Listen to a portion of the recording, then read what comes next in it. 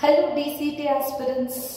ಈಗಾಗಲೇ ನಿಮಗೆ DCT 2024 examination 22nd June Saturday complete ಆಯಿತು. ಈಗ ಕೆಇಎ ವೆಬ್ಸೈಟ್ ಅಲ್ಲಿ ನಿಮಗೆ ಪ್ರಾವಿಷನಲ್ ಕೀ ಆನ್ಸರ್ಸ್ ನ ರಿಲೀಸ್ ಮಾಡಿದ್ದಾರೆ. ಆದ್ರೆ ಕೊಟ್ಟಿರುವಂತ ಪ್ರಾವಿಷನಲ್ ಆನ್ಸರ್ಸ್ ಗಳಿಗೆ ಕೆಲವು ಸ್ಟೂಡೆಂಟ್ಸ್ ಆಬ್ಜೆಕ್ಟ್ ಮಾಡ್ತಾ ಇದ್ದೀರಾ. ಆ ಆಬ್ಜೆಕ್ಷನ್ ಅನ್ನ ನೀವು ಕೆಇಎಗೆ ಯಾವ ರೀತಿ ಅಪ್ಲೋಡ್ ಮಾಡಬೇಕು ಅಂತ ತಿಳಿಸುವಂತ ವಿಡಿಯೋ ಇದಾಗಿದೆ. This is Rupashri from TechnoGeeks Innovations TGI DCT Coaching Center. So nammali both online as well as offline coachings galu available ide students. So ಯಾವ ರೀತಿ ಆಬ್ಜೆಕ್ಷನ್ ಮಾಡೋದು ಅಂದ್ರೆ ಫಸ್ಟ್ ವೆರಿ ಇಂಪಾರ್ಟೆಂಟ್ಲಿ ನಿಮ್ಮ ವರ್ಷನ್ ಕೋಡ್ ಅನ್ನ ನೀವು mention ಮಾಡಲೇಬೇಕು. ಐದರ್ ಬರ್ದು ಆದ್ರೂ ಮೆನ್ಷನ್ ಮಾಡಬೇಕು ಅಥವಾ ಟೈಪಿಂಗ್ ಅಲ್ಲಿ ಆದ್ರೂ ಮೆನ್ಷನ್ ಮಾಡಿರ್ಲೇಬೇಕಾಗಿರುತ್ತೆ. ಫಸ್ಟ್ ವರ್ಷನ್ ಕೋಡ್ ಅನ್ನ ಮೆನ್ಷನ್ ಮಾಡಬೇಕು. ಬೆಟರ್ ಆಪ್ಷನ್ ಅಂದ್ರೆ ಈ ರೀತಿ ಒಂದು ಸ್ಕ್ರೀನ್ ಶಾಟ್ ಅನ್ನ ಫೋಟೋ ತೆಗೆದು ಸ್ಕ್ರೀನ್ ಶಾಟ್ ನ ಪೇಸ್ಟ್ ಮಾಡ್ಕೊಳ್ಳಿ. ಯಾವ ವರ್ಷನ್ ಕೋಡ್, ನಿಮ್ಮ ಯಾವ ಕ್ವೆಶನ್, ನಿಮ್ಮ ವರ್ಷನ್ ಕೋಡ್ ಅಲ್ಲಿ ಆ question number, this is very important. ಆ question number with the question 4 options ಏನ್ ಕೊಟ್ಟಿದ್ದಾರೆ ಟೈಪ್ ಆದ್ರೂ ಮಾಡಿ ಸ್ಕ್ರೀನ್ ಶಾಟ್ ಆದ್ರೂ ತಗೊಳ್ಳಿ. ಫಾರ್ ಎಕ್ಸಾಂಪಲ್ ನಾನು ಇಲ್ಲಿ 12th ಕ್ವೆಶನ್ ವರ್ಷನ್ ಎ ಅಲ್ಲಿ ತಗೊಂಡಿದ್ದೀನಿ.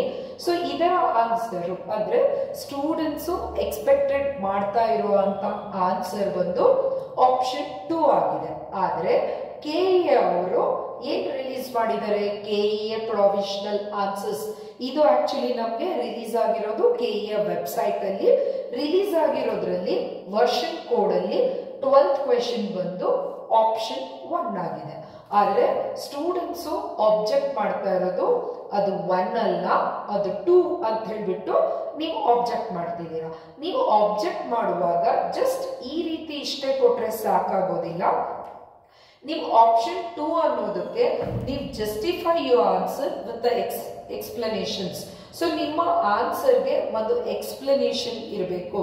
ಎಕ್ಸ್ಪ್ಲನೇಷನ್ ಅಂದ್ರೆ ಯಾವ ರೀತಿ, ನೀವು ಬರ್ದು ಆದ್ರೂ ಸಾಲ್ವ್ ಮಾಡಬೇಕು. ಫಾರ್ ಎಕ್ಸಾಂಪಲ್ ಮ್ಯಾಥಮೆಟಿಕ್ಸ್ ಅಲ್ಲಿ ನಿಮ್ಗೆ ಏನಾದ್ರೂ ಆಬ್ಜೆಕ್ಷನ್ಸ್ ಇದ್ರೆ ಕ್ವೆಶನ್ ತಗೊಳ್ಳಿ, ಸ್ಟೆಪ್ ಬೈ ಸ್ಟೆಪ್ ಸಾಲ್ವ್ ಮಾಡಿ.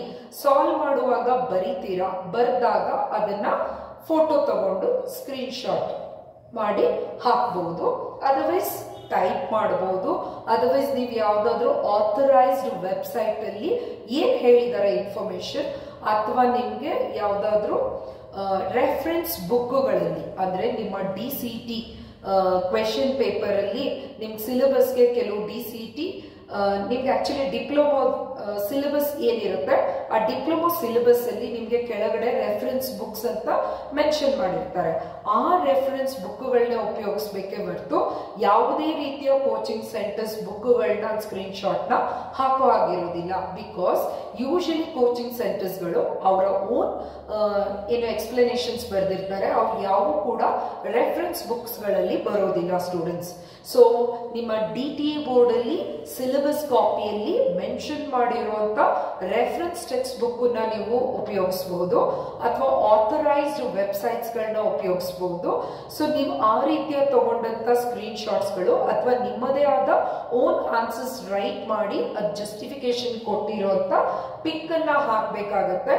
ಇದಿಷ್ಟನ್ನ ಹಾಕಿದ್ದನ್ನ ನೀವು PDF ಗೆ ಕನ್ವರ್ಟ್ ಮಾಡಬೇಕು. ಏನೆಲ್ಲ ಇರಬೇಕು ಲಾಸ್ಟ್ ಅಲ್ಲಿ ಇರ್ತೀನಿ ಒಂದ್ಸರಿ.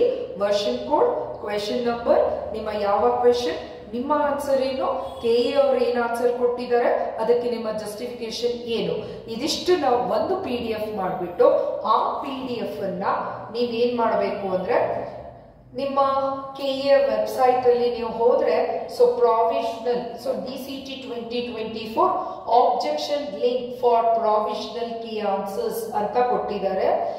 ಈಗ ರಿಲೀಸ್ ಮಾಡಿರೋದು it's just A provisional key answers, ಇದು ಫೈನಲ್ ಅಲ್ಲ. ಹಾಗಾಗಿ ನೀವು ಈ ಪ್ರಾವಿಷನಲ್ ಕೀ ಆನ್ಸರ್ಸ್ ಈ ಲಿಂಕ್ಗೆ ಹೋದ್ರೆ ಈ ಲಿಂಕ್ ರೈಟ್ ನೌ ಈಗ ಇದು ಎರರ್ ಬರ್ತಾ ಇದೆ. ವೇಟ್ ಫಾರ್ ಸಮ್ ಟೈಮ್ಸ್, ಏನೋ ಅದಕ್ಕೆ ಅಪ್ಡೇಷನ್ ಮಾಡ್ತಾ ಇರೋದ್ರಿಂದ ನೀವು ವೇಟ್ ಮಾಡಿ. ನೀವು ವೇಟ್ ಮಾಡಿದಾಗ ಈ ಲಿಂಕ್ ಅನ್ನ ನೀವು ಈ ಲಿಂಕ್ ಅಲ್ಲಿ ಹೋಗ್ಬಿಟ್ಟು ನೀವೇನ್ PDF ಕ್ರಿಯೇಟ್ ಮಾಡಿರ್ತೀರಲ್ವಾ ಸ್ಟೂಡೆಂಟ್ಸ್, ಆ PDF ನ ಅಪ್ಲೋಡ್ ಮಾಡಿ.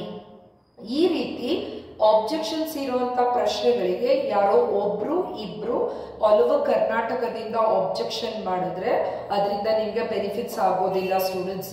More number of students objections ನ ಕಳಿಸಿದಾಗ ಕೆಇಎ ಅವರು ಇದನ್ನ ಕನ್ಸಿಡರೇಷನ್ ತಗೊಂಡು ಅವರು ಕೂಡ ರೀಚೆಕ್ ಮಾಡಿ ನೀವು ಕೊಟ್ಟಿರೋ ಆಬ್ಜೆಕ್ಷನ್ಸ್ ನಿಜಕ್ಕೂ ಸರಿಯಾಗಿದ್ದು ಕೆಇಎ ಕೊಟ್ಟಿರುವಂತ ಕೀ ಆನ್ಸರ್ಸ್ ಬೈ ಮಿಸ್ಟೇಕ್ ಆಗಿ ಏನಾದ್ರು ಎರರ್ ಇತ್ತು ಅಂದ್ರೆ ಸೊ ಡೆಫಿನೆಟ್ಲಿ ಕೆಇಎ ಅವರು ಆಬ್ಜೆಕ್ಷನ್ಸ್ ನ ಅಕ್ಸೆಪ್ಟ್ ಮಾಡಿಕೊಂಡು ಅವ್ರು ಕೊಟ್ಟಿರುವಂತ ಕೀ ಆನ್ಸರ್ಸ್ ಗಳನ್ನ ಚೇಂಜ್ ಮಾಡ್ತಾರೆ. ಫೈನಲಿ ನಿಮ್ಗೆ ಇನ್ನೂ ಒಂದು ಕೆಇಎ ಇಂದ ಫೈನಲ್ ಕೀ ಆನ್ಸರ್ಸ್ ಲಿಸ್ಟ್ ಬರುತ್ತೆ. ಆ ಬಂದಿರೋ ಫೈನಲ್ ಕೀ ಆನ್ಸರ್ಸ್ ಲಿಸ್ಟ್ ನಿಮಗೆ ಫೈನಲ್ ಆಗುತ್ತೆ. ಸೊ ಅದಾದ ನಂತರ ನಿಮ್ಗೆ ಟೋಟಲ್ ಎಷ್ಟು ಮಾರ್ಕ್ಸ್ ಗಳು ಬರುತ್ತೆ ಅಂತ ಹೇಳ್ಬಿಟ್ಟು ನೀವು ಕೌಂಟ್ ಮಾಡ್ಕೊಳ್ಳಿ. ಸೊ ಕೌಂಟ್ ಮಾಡ್ಕೊಂಡಾಗ ನಿಮ್ಮ ಎಕ್ಸಾಕ್ಟ್ DCT ಎಷ್ಟು CET ಮಾರ್ಕ್ಸ್ ಇದೆ ಅಂತ ಹೇಳ್ಬಿಟ್ಟು ಕನ್ಸಿಡರೇಷನ್ ನಿಮ್ಗೆ ಸಿಗ್ತದೆ. ಸೊ ಇದ್ರ ಮೂಲಕ ಒಂದು ನಿಮ್ಗೆ ಕಿವಿ ಮಾತು ಹೇಳ್ತೀನಿ, ಕೆಲವು ಸ್ಟೂಡೆಂಟ್ಸು ಸೊ ನೀವು ಈಗಾಗಲೇ ಎಕ್ಸಾಮ್ ಬರ್ದಿದ್ದೀರಾ, ಅದೇನಾಗಿದೆ ಎಕ್ಸಾಮ್ ಬರೆದ್ಮೇಲೆ ಮುಗೀತು, ಈಗ ಪ್ಯಾನಿಕ್ ಆಗೋದು, ಈಗ ಟೆನ್ಷನ್ ಆಗೋದು ಅಥವಾ ಇವಾಗ ಡಿಪ್ರೆಷನ್ಗೆ ಹೋಗೋದ್ರಲ್ಲಿ ಯಾವುದೇ ರೀತಿಯ ಅರ್ಥ ಇಲ್ಲ. ಎಕ್ಸಾಮ್ ಬರ್ದಿದ್ದೀರಾ, ಇಷ್ಟು ದಿನ ನೀವು ಓದ್ಬೇಕಾಗಿತ್ತು. ಸೊ ನೀವು ಡೆಡಿಕೇಟಿವ್ ಆಗಿ ನಿಮ್ಮ ಪ್ರೀಶಿಯಸ್ ಟೈಮ್ ನ ಉಪಯೋಗಿಸಿದ್ದೀರಾ ಸ್ಟೂಡೆಂಟ್ಸ್. ಬಟ್ ಇಂಜಿನಿಯರಿಂಗ್ ಜಾಯಿನ್ ಆದ್ರೆ ಸೊ ನಿಮಗೆ ಕಂಟಿನ್ಯೂಸ್ ಲೈಫ್ ರನ್ ಆಗ್ತಾ ಇರುತ್ತೆ. 3 ಇಂಟರ್ನಲ್ಸ್ 1 ಎಕ್ಸಾಮ್, 3 ಇಂಟರ್ನಲ್ಸ್ 1 ಎಕ್ಸಾಮ್ ಅಂತೇಳಿ. ಅದಾದ್ಮೇಲೆ ನಿಮ್ಗೆ ಕ್ಯಾಂಪಸ್ ಸೆಲೆಕ್ಷನ್ಸ್, ಅದಾದ್ಮೇಲೆ government exams, job. So in ಮುಂದೆ ಲೈಫಲ್ಲಿ ರನ್ ಓಡೋದು ಇದ್ದಿದ್ದೇ ಇದೆ. ಸೊ ಎಕ್ಸಾಮ್ ರಿಸಲ್ಟ್ಸ್ ನಿಮ್ಮ ರ್ಯಾಂಕಿಂಗ್ ಬರೋವರೆಗೂ, ನೀವು ಇಂಜಿನಿಯರಿಂಗ್ ಕಾಲೇಜ್ ಅಡ್ಮಿಷನ್ ಆಗೋವರೆಗೂ ಸೊ ನಿಮ್ಮ ಪ್ರೀಶಿಯಸ್ ಟೈಮ್ ನ ಎಂಜಾಯ್ ಮಾಡ್ಕೊಳ್ಳಿ. ಯಾವುದೇ ರೀತಿಯ ಅಡ್ವೆಂಚರಸ್ ಕ್ಯಾಂಪ್ಗಳನ್ನ ಮಾಡ್ಕೊಳಕ್ ಹೋಗಬೇಡಿ. ನಿಮ್ಮ ಪೇರೆಂಟ್ಸಿಗೆ ಹೆಲ್ಪ್ಫುಲ್ ಮಾಡಿ. ಏನಾದ್ರೂ ನಿಮ್ಮ ಟೆಕ್ನಿಕಲ್ ಸಬ್ಜೆಕ್ಟ್ಸ್ ಗಳ ಬಗ್ಗೆ ನಾಲೆಜ್ ನ ಗೇನ್ ಮಾಡೋದಕ್ಕೆ ಟ್ರೈ ಮಾಡಿ ಸ್ಟೂಡೆಂಟ್ಸ್. ಸೊ ಐ ಹೋಪ್ ಈ ವಿಡಿಯೋ ನಿಮ್ಗೆ ಹೆಲ್ಪ್ಫುಲ್ ಆಗಿದೆ ಅಂತ ಅನ್ಕೊಳ್ತೀನಿ. ಸೊ ಇದೇ ರೀತಿಯ DCET ರಿಲೇಟೆಡ್ ಇನ್ಫಾರ್ಮೇಶನ್ಸ್ ಗಳು, ಡಿಪ್ಲೊಮಾ ಇನ್ಫಾರ್ಮೇಶನ್ಸ್ ಗಳು ಮತ್ತು ವೆರಿ ಸ್ಪೆಷಲಿ ಡಿಪ್ಲೊಮಾ ಕಂಪ್ಲೀಟೆಡ್ ಆದ್ಮೇಲೆ ಯಾವುದೇ ರೀತಿಯ ಗವರ್ಮೆಂಟ್ ಎಕ್ಸಾಮ್ಸ್ ಗಳು ಕಾಲ್ ಆದ್ರೂ ಕೂಡ ನಮ್ಮ ಟೆಕ್ನೋಗಿಕ್ಸ್ ಇನೋವೇಷನ್ಸ್ ನಿಂದ ನಾವು JEE AE ಕೋಚಿಂಗ್ಸ್ ಗಳನ್ನ ಪ್ರೊವೈಡ್ ಮಾಡ್ತೀವಿ. ಆಪ್ಟಿಟ್ಯೂಡ್ ಕೋಚಿಂಗ್ಸ್ ನ ನಾವು ಕೂಡ ಪ್ರೊವೈಡ್ ಮಾಡ್ತಾ ಇದ್ದೀವಿ. ಹಾಗಾಗಿ ನಮ್ಮ ಚಾನೆಲ್ ಅನ್ನ ಸಬ್ಸ್ಕ್ರೈಬ್ ಮಾಡ್ಕೊಳ್ಳಿ. ಸೊ ನಿಮ್ಗೆ ಹೆಲ್ಪ್ಫುಲ್ ವಿಡಿಯೋಸ್ ಗಳು ಫ್ಯೂಚರ್ ಅಲ್ಲಿ ಸಿಗ್ತಾ ಇದೆ. ಆದಷ್ಟು ಈ ವಿಡಿಯೋನ ನಿಮ್ಮ ಫ್ರೆಂಡ್ಸ್ ಗ್ರೂಪ್, ನಿಮ್ಮ ವಾಟ್ಸ್ಆಪ್ ಸ್ಟೇಟಸ್ ಗಳಲ್ಲಿ ಕೂಡ ಹಾಕೋಬಹುದು. ಸೊ ಎಲ್ಲ ಗ್ರೂಪ್ ಗಳಿಗೆ ಶೇರ್ ಮಾಡಿ. Thank you. This is Rupashree from TGI.